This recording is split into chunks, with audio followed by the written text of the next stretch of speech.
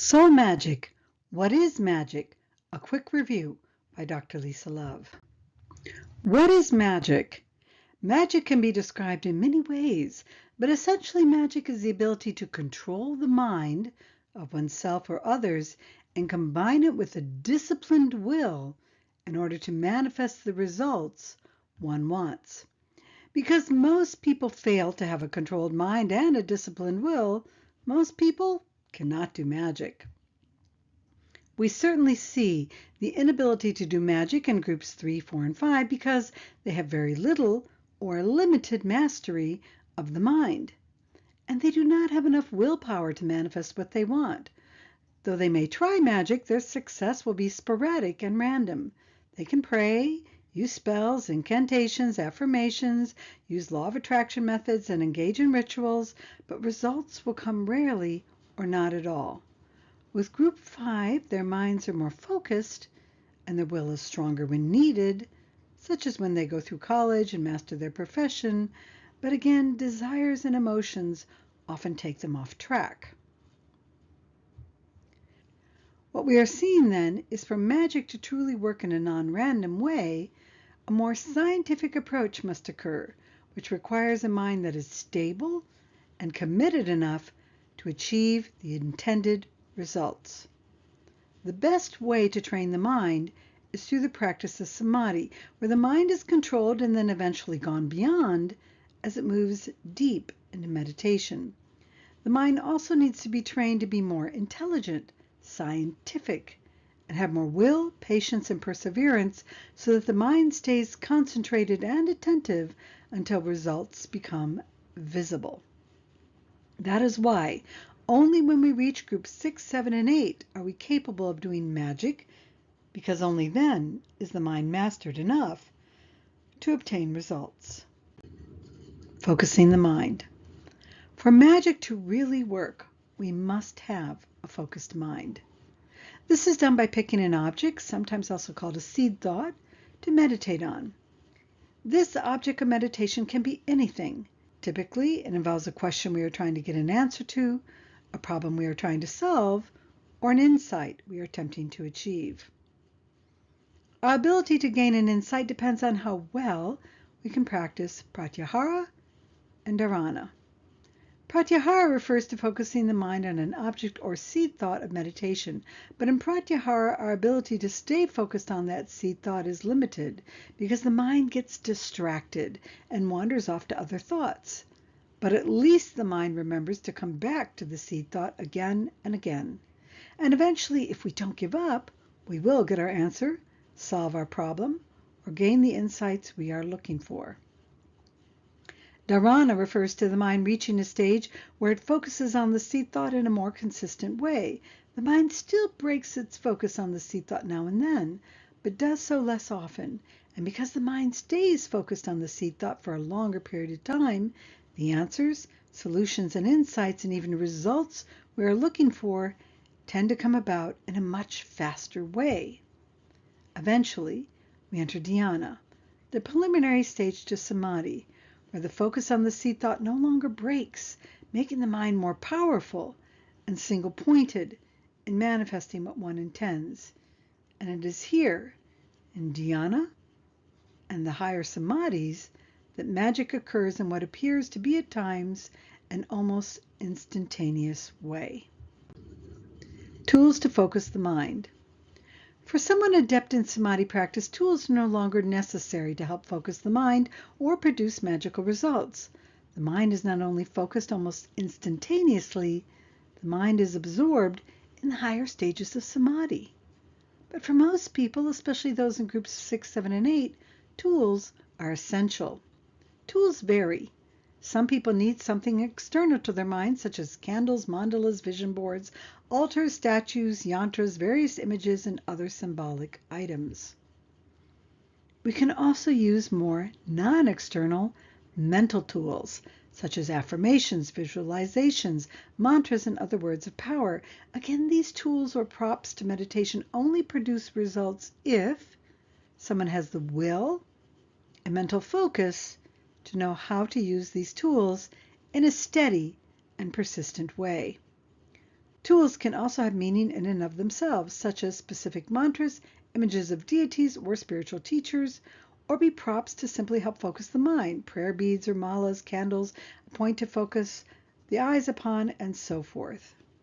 But when the individual becomes a Group 7 probationary disciple and is attempting to engage in magical work, the tools one uses, images and words, and the meanings attached to them become more important.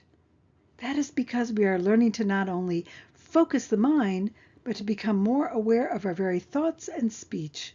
We come to realize that words of power, even sacred words, do not carry much power if we do not use them with an understanding of their meaning and how best to put them to use.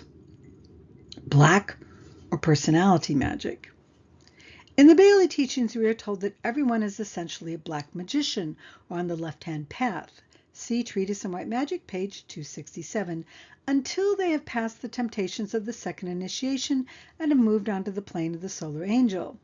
That everyone up to the third initiation is a black magician will seem bizarre, unless we understand that black magic is essentially magic done from the level of the personality, and everyone is a personality filled with glamours and selfish tendencies to some degree until the third initiation.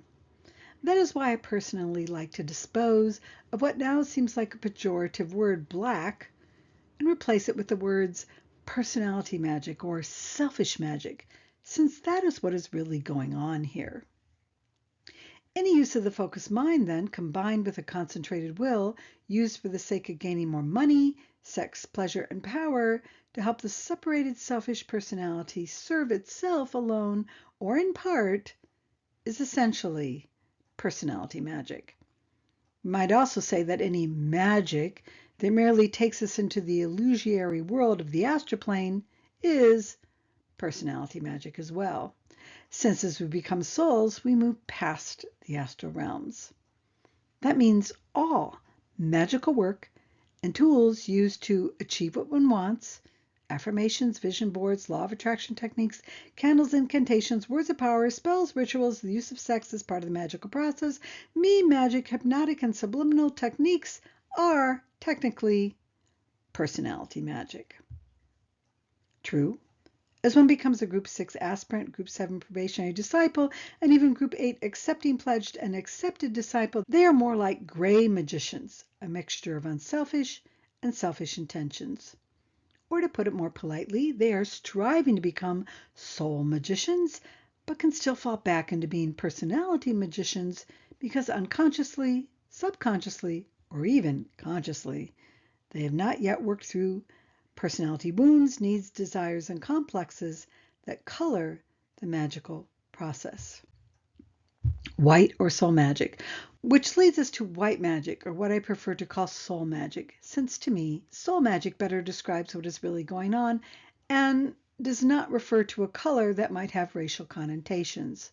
Soul magic has a totally different intent, in that it moves from somewhat unselfish to completely unselfish motivation. Training in soul magic starts to a certain degree with Group 6 aspirants, Group 7 probationary disciples, and to a much greater degree with Group 8 accepting, pledged, and accepted disciples. But, as the Soul Magic series on the Soul to Spirit YouTube channel shows, the point of soul magic is to become a soul-infused personality. The mind disciplines itself through samadhi and Kriya Yoga meditation practices until the word or the Om is factually heard, and the soul and even spirit are realized. Along these lines, every thought, word, feeling, and action of the personality is infused and conditioned by soul qualities. Once the person has become the soul, soul magic is used to render service to the world by demonstrating soul values such as compassion, wisdom, inclusivity, harmlessness, courage, discernment, dispassion, healing, and many more.